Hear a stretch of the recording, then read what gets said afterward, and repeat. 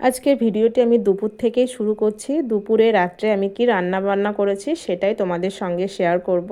তো আমি কিভাবে রান্না করি, কি রান্না করি সেটাই তোমাদের সঙ্গে শেয়ার করি, আর এতে আমার অনেক ভালো লাগে। তো তার জন্যে আমি তোমাদের সঙ্গে শেয়ার করি। তো এই যে আমি চলে এসেছি দুপুরবেলা রান্না করতে। প্রথমেই ভাত বসিয়ে দিয়েছি, ভাতের মধ্যে কাঁচা টমেটো আর আলু সিদ্ধ বসিয়ে দিয়েছি। আর এই শীতের সময় কাঁচা টমেটো আলু দিয়ে ভর্তা করলে যে এত মজার হয় তো বলার কথা না। তো আমরা সবাই পছন্দ করি, তার জন্যে আমি প্রায় দিনই দুপুরে এই ভর্তাটা বানিয়ে ফেলি।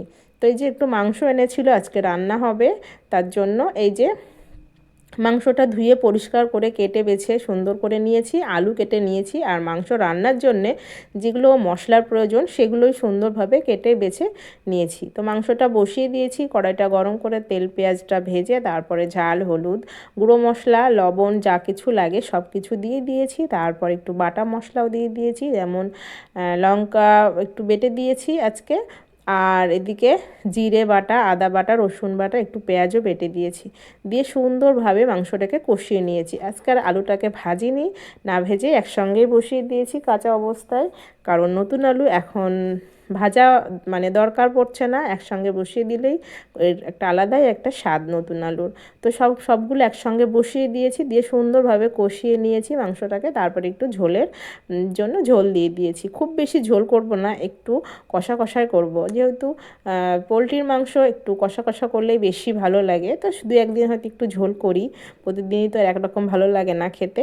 তো যাই হোক, তারপরে আমি একটু পেঁয়াজ বেরেস্তা করে পরে নামানোর আগে দিয়ে দিলাম একটু গরম মশলা, একটু মিট মশলা আর ভাজা জিরে গুঁড়ো, সেটাও দিয়ে দিয়েছি।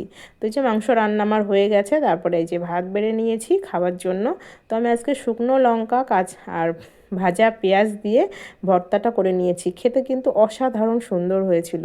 তারপরে এই যে আমি বিকালবেলা একটু সময় পেয়েছিলাম, তখন এই যে ব্লাউজগুলো আমি রেডি করে নিয়েছি। আমি এই ব্লাউজগুলো সব রেডি করে রেখে দিলাম। তারপরে রাত্রের খাবারের জন্য চলে এসেছি রান্নাঘরে। যেহেতু একটু মাংস রান্না হয়েছে, তো বাচ্চারা বলছে কিছু একটা করে দাও, তার জন্যে আমি চলে এসেছি, একটু আটা মেখে নিচ্ছি। আজকে আমি আটাটা গরম পানি করেই মেখে নিচ্ছি। এই যে রুটির মতো করে সবগুলো ডো তৈরি করে নিলাম, তারপর একটা রুটি বেলে নিয়েছি, নিয়ে মাঝখান থেকে কেটে নিয়েছি। বুঝতেই পারছো কী রান্না হবে এখন, এটা দিয়ে কী করব। তো এই যে লুচি ভাজা হবে, তো লুচি সাধারণত গোল করে থাকি, আজকে মনে হলো একটু তিনকোনা শেপে করি। তো এই তিনকোনা শেপে করলে লুচিগুলো খুব সুন্দর ফোলে, আর দেখতেও যেমন ভালো লাগে, খেতে তো আরও ভালো লাগে। তো লুচিগুলো সত্যি অনেক সুন্দর হয়েছিল, যেহেতু গরম পানি করে মানে আটাটা মেখে নিয়েছিলাম, তার জন্য রুটিগুলো লুচিগুলো অনেক সুন্দর হয়ে ফুলেছে আর একেবারে নরম হয়েছে, খেতেও অনেক সুন্দর হয়েছিল।